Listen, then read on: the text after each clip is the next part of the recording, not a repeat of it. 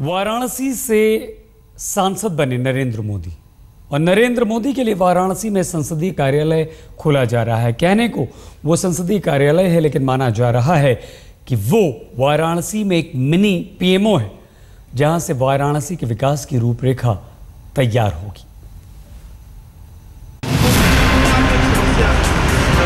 वाराणसी के रविंद्रपुरी इलाके का ये मकान अब नए परिचय से जाना जाएगा। इस मकान में वाराणसी से सांसद और देश के प्रधानमंत्री नरेंद्र मोदी का संसदीय कार्यालय खुलने वाला है। कहने को बीजेपी कह रही है कि ये संसदीय कार्यालय होगा, लेकिन खबर ये है कि इस मकान में मिनी पीएमओ होगा। नरेंद्र भाई दामोदर दास मोदी जी का कार्यालय खुले ताकि जनता की समस्याओं का समाधान यहाँ से हो। हम लोगों ने इस कार्यालय को देखा है, ये बीच शहर में है और जनता की समस्याओं का समाधान, निराकरण, बनारस के विकास की व्यवस्था, पूर्वांचल के विकास की व्यवस्था यहाँ से होगी। सूत्रों के मुताबिक इस दफ्तर में मोदी के स्थानीय प्रतिनिधि बैठेंगे। उनके अलावा 1 दर्जन लोगों की टीम होगी और 2 IAS अधिकारियों को भी इस दफ्तर से जोड़ा जाएगा। यानी ये दिल्ली के असली पीएमओ का वाराणसी विस्तार होगा। दफ्तर छोटा होगा, लेकिन प्रधानमंत्री मोदी की वाराणसी योजना के माकूल होगा। बड़ी खोजबीन और शोध के बाद रविंद्रपुरी का ये इलाका तय हुआ और ये मकान जचा। वजह ये कि एक तो इसका आकार बड़ा है, ऊपर से मकान जिस इलाके में बना है उसे वाराणसी का हृदय कहते हैं। चलो, मोदी जी यहाँ से सांसद हैं, इसलिए हर संसद में, संसदीय क्षेत्र में कोई एक कार्यालय बने जिससे जनता की जो समस्या है उनका निराकरण हो सके और सारी समस्याएं मोदी जी तक पहुँच सके। उसके लिए हमने एक बनारस लोकसभा का एक कार्यालय खोलने का निश्चय किया है। ये भारतीय जनता पार्टी का कार्यालय रहेगा।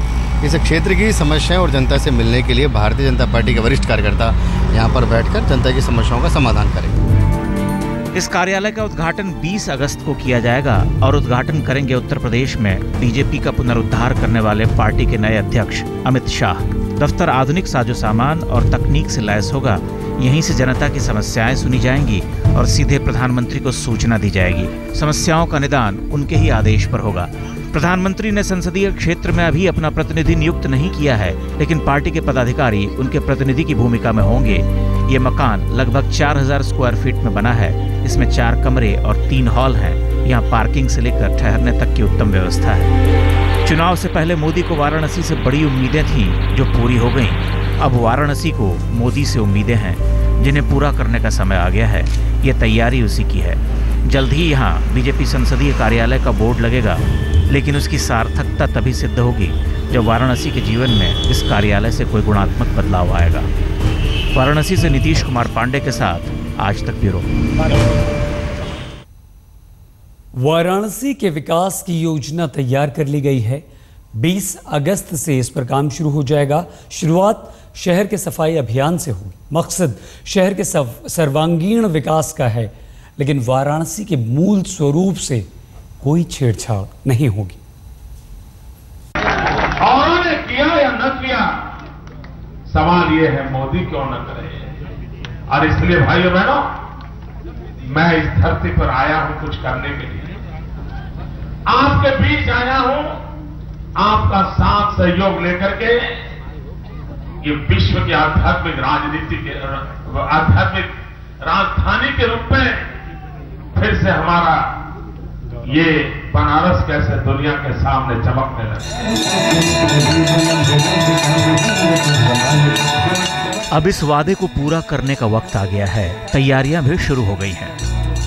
वाराणसी के सांसद नरेंद्र मोदी के लिए संसदीय कार्यालय की तलाश कर ली गई है।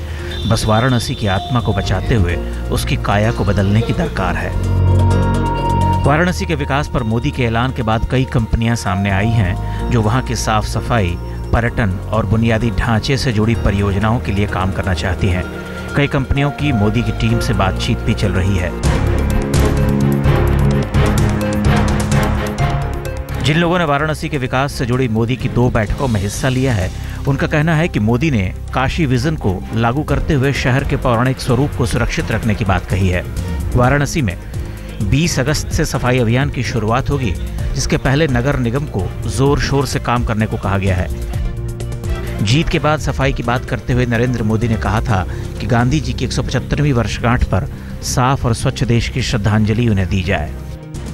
महात्मा गांधी के अनेक पहलू थे, अनेक विशेषताएं थे, अनेक क्षमताएं थी, लेकिन एक बात में महात्मा गांधी बड़े प्रतिबद्ध थे, कटिबद्ध थे, और उस बात में कभी महात्मा गांधी कॉम्प्रोमाइज नहीं करते थे।